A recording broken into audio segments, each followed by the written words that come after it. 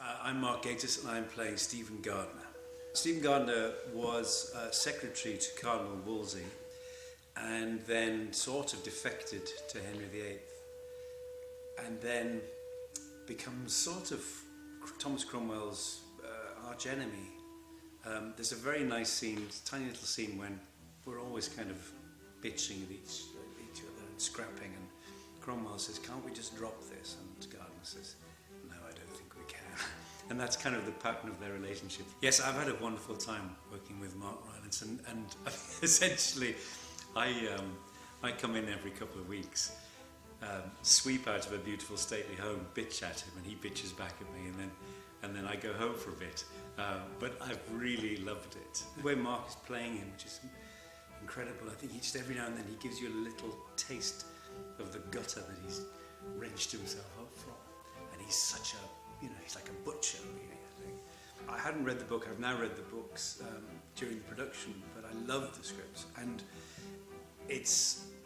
I always am a huge history buff, and I love the Tudors. And I was intrigued to see what would be different about this story.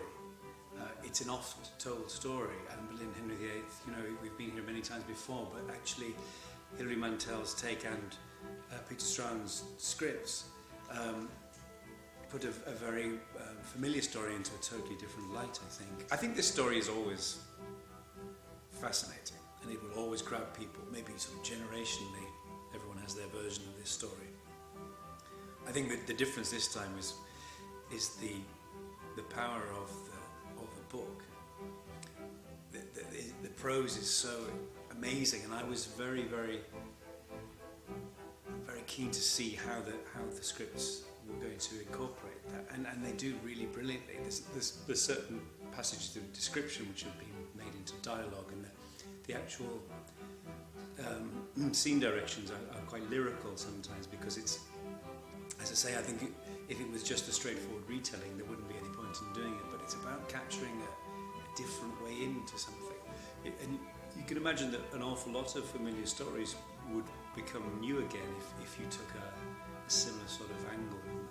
In a way, the sort of production I grew up wanting to be in, and for it to be this lavish and this sort of high profile and this good is everything you could wish for.